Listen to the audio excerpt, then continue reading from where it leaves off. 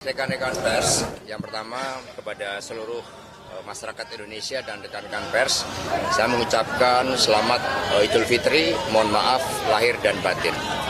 Kemudian yang kedua, kita telah mendengar bersama keputusan atas eksepsi yang saya ajukan dan juga penasihat hukum sampaikan, dan terhadap keputusan yang diambil kami hormati sepenuhnya, karena sejak awal ketika kami mengajukan eksepsi ini merupakan bagian dari hak yang dimiliki oleh terdakwa, dan juga ini sangat penting sebagai bagian dari pendidikan politik kepada rakyat untuk melihat bagaimana seluruh aspek-aspek hukum yang seharusnya berkeadilan.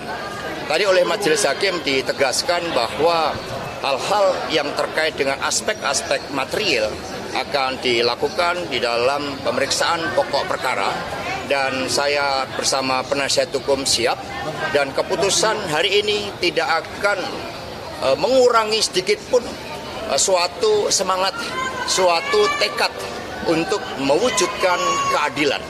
Karena Indonesia tanpa keadilan di dalam sistem hukum yang dibangun, sama saja juga tidak ada suatu penghormatan terhadap kemanusiaan. Membiarkan berbagai ketidakadilan yang terjadi sama saja dengan membunuh masa depan. Kami tetap berada pada keyakinan bahwa berbagai persoalan yang ditujukan kepada saya ini adalah suatu persoalan yang dipaksakan, suatu proses daur ulang, tetapi pemeriksaan pokok perkara itulah yang akan membuktikan. Kami mohon doa restunya. Terima kasih.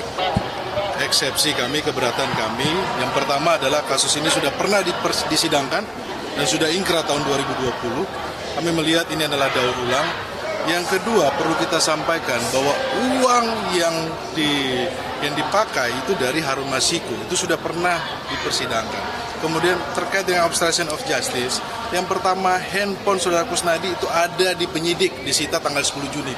Jadi tidak ada namanya perintangan penyidikan atau penghilangan alat bukti. Bicara soal kejadian 8 Januari 2020, saudara Hasan, bahwa yang menelpon pada saudara Hasan itu bukan Mas Hasto Kristianto, itu sudah dipersidangkan. Jadi menurut kami hal ini adalah daur ulang dan fakta persidangan sudah pernah diuji di 2020 dan sudah ingkrah.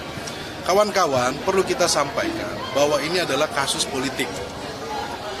Kami melihat bahwa hari ini saja ada demo di depan Pengadilan Negeri Jakarta Pusat yang menuntut agar Pak Hasto divonis, diadili. Saya sampai mendapatkan broadcast dari teman bahwa ini digerakkan oleh aksi yang meminta supaya memakai alma mater dan non alma mater.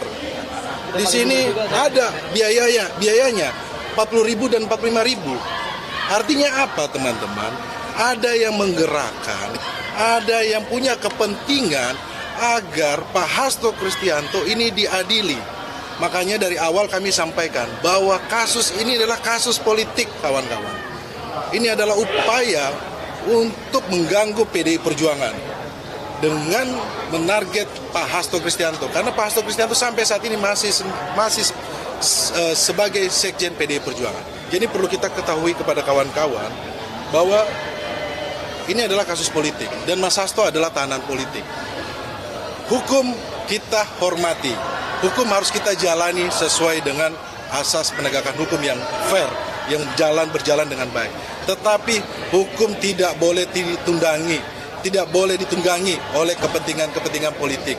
Apalagi kepentingan-kepentingan mantan penguasa yang masih punya hasrat untuk menguasai republik ini.